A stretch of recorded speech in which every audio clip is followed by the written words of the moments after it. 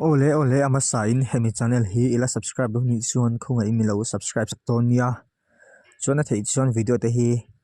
like le comment share thleng mi lo pek sak sham don nia o chuan hemi channel subscribe to tu te zong zong chunga lom thu ka soi boke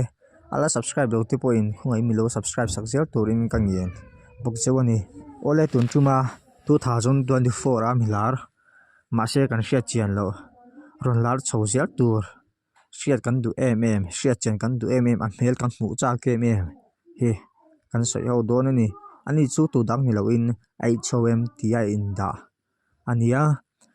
a zaina a video lan na te hian mai ko ri aron vu a thlat china chu enge chan niang le enge adu nga tinge milar ve si a hmel a ti lan lo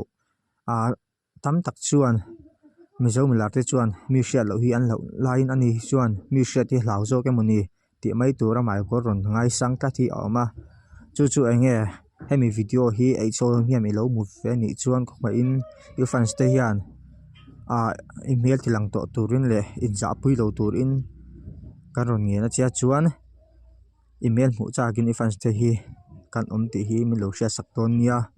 chuan enge mai kor hi ingai na chan ti hi khonga in hemi video ilo en chuan comment a ron soi ve turin kan nge na che chuan ama hria chu ni atia a soi thei chuan comment a hian in zoom hau loin ron soi turin kan ngen boka chau mitam tak chuan tu nge ni ti hi ris dan kan hrelowa a then chuan a o chu mi khami a ang ti te po a mai thia ma se ke chu a o hi chu adang dai in angai nom a ngai thla khian nuam ka tia a ka fak na ni lo se ka ngai sang ani chuan hemi channel hi ilo subscribe awangin lom thu kan soi boka hei zong hi video hi kan up thei ni phot sela next a hian HOM hi tu nge ni ti hi hriat na nen kan in mole tho don nia ni man nuam vekule